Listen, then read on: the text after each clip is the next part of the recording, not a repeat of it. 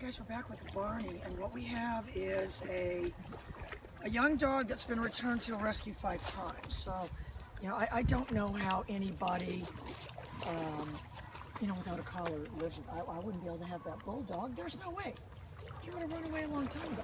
But what we've got, and I need to find out, you guys, where this school was, because I'm hoping it's not the one I thought it was. Whoever used an electronic collar on this dog used it wrong. And if you're going to be a trainer, you need to expect that.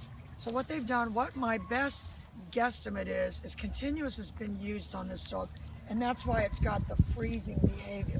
So what my job is to understand that's there and push the dog out of it. Certainly not to correct the dog for freezing.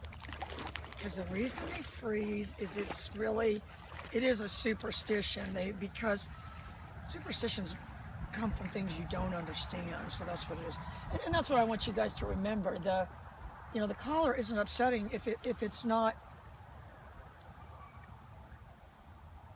unexpected or uncontrollable. And what I'm looking for, I should probably take that leash off, but what I'm looking for is a dog that's moving away from me, which he's going to absolutely perfectly do. I'm saying to myself, I'm going to augment. I'm not going to start that pager and then start moving away. I'm going to look for an opportunity to be moving away and then do the pager. It's been Barney!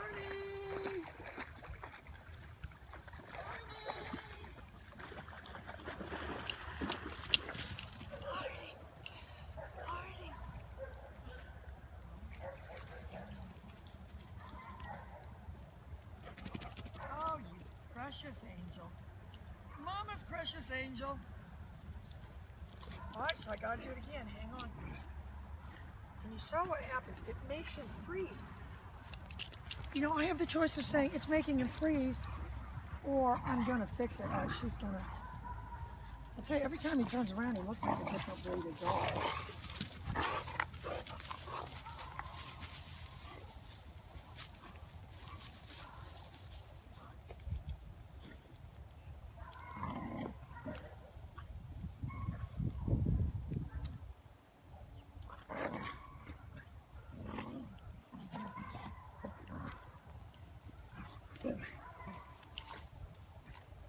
Barney!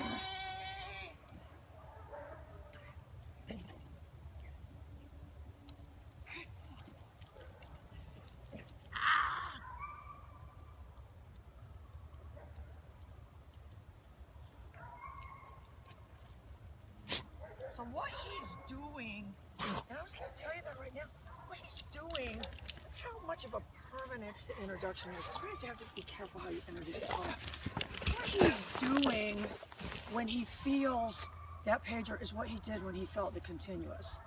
So I'm going to show you, it will probably, with this particular dog, and I'm going to tell you how these things can be fixed.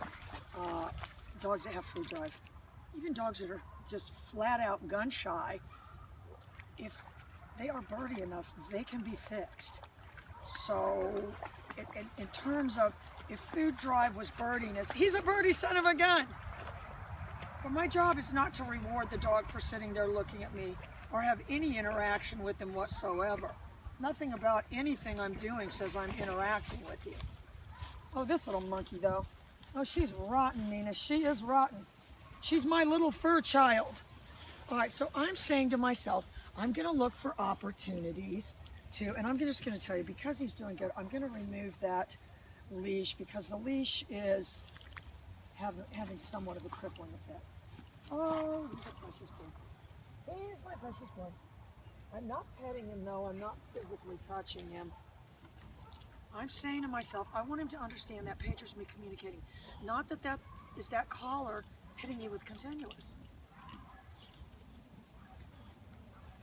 And if you're going to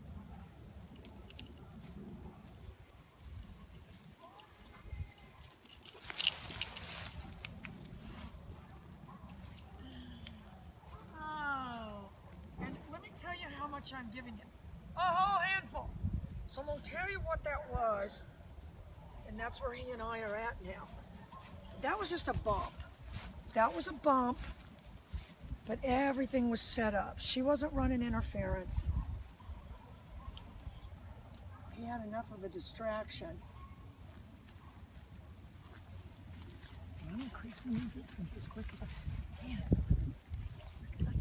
Barney!